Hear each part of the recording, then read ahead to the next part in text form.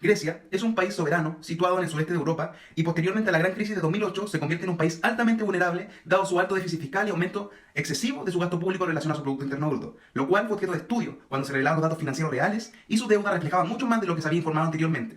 En el año 2010, Grecia se convierte en el primer país de la eurozona en solicitar el rescate financiero y se acordó un programa de asistencia mediante tres organismos, la Comisión Europea, el Banco Central Europeo y el Fondo Monetario Internacional, denominados la Troika.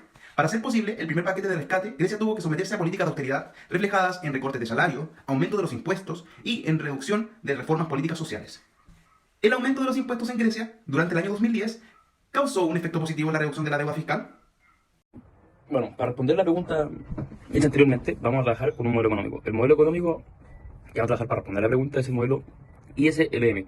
Este modelo salió del libro Macroeconomics de George Mankiw y básicamente consiste en que el equilibrio entre dos curvas, ¿cierto? Que una es la IS, que es la demanda, y la LM, que es la oferta, ¿cierto?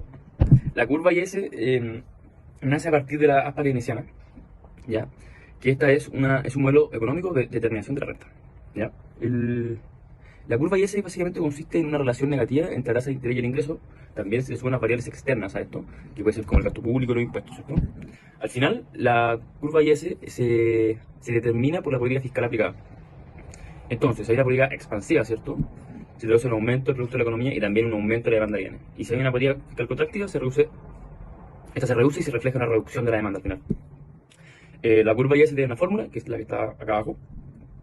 Y básicamente consiste en que la I es la renta, el A es el consumo, la I y la T que están ahí adentro, ¿cierto? Son los impuestos, la T y la I la renta, ¿cierto?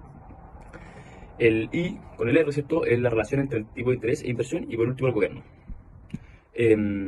La curva al final propone relación entre la renta y la producción. La curva IS. Para poder completar el gráfico de manera correcta nos falta la curva LM, ¿cierto? Que esta al final viene dada por las preferencias de liquidez. Lo que al final la curva LM corresponde al nexo del tipo de interés y el nivel de renta, que son dependientes con el equilibrio de mercados sectores reales. Esto se hará dada la oferta de centros monetarios reales. Y al final una reducción, ¿cierto? Va a hacer que la curva LM se desplace en sentido ascendente, ¿cierto? Mientras que un aumento va a hacer que se desplace de manera descendente. Bueno, la curva LM, igual que la LS, tiene la siguiente fórmula, que está acá, donde M corresponde a la política monetaria, P el nivel de precios, E la tasa de interés y I la producción. Bueno, ahora acá vamos a ver el gráfico que contiene las dos curvas, que al final es el gráfico de equilibrio que estamos buscando, ¿cierto?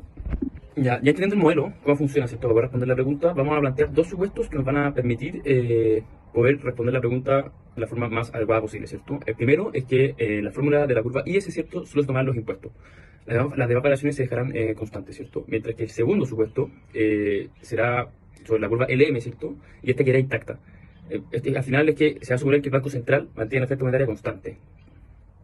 Ya bueno, entonces al final, para poder responder la pregunta, ya con los supuestos, entender el modelo, a raíz al final del aumento de impuestos en Grecia, la economía del país balcánico va a entrar en recesión, contrayendo la economía nacional, haciendo que disminuya al final el gasto de gobierno, porque lo que pasa es que ellos tienen una deuda muy grande, muy grande, entonces quieren a partir de los impuestos tratar de poder pagar esta deuda, pero como es tan grande, aunque os suba mucho los impuestos, el gasto de gobierno va a bajar para poder pagar la deuda, ¿cierto?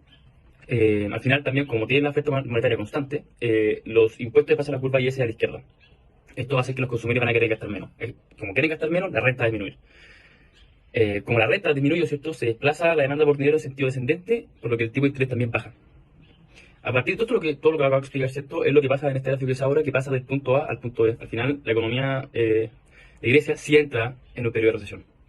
Oye, dicho, ¿y sabéis qué hubiese pasado con la economía en Grecia si es que estas implementaciones hubiesen tenido un lado negativo en la economía en Grecia? Ya, sí, mira, para esto hay un ejemplo de Argentina, que ellos vivieron una crisis financiera igual que la de Grecia en el 2001, y que para esto el gobierno tuvo que implementar también estas medidas de austeridad, incluyendo el aumento de impuestos, pero lamentablemente para ellos sí tuvo un efecto negativo y generó devaluación del peso, elevadas tasas de inflación y una marcada contracción económica. Ya, entonces se podría decir que si que esto hubiese ocurrido, o sea, si que la implementación hubiese tenido un lado negativo en Grecia, hubiese ocurrido lo mismo. Sí, exacto.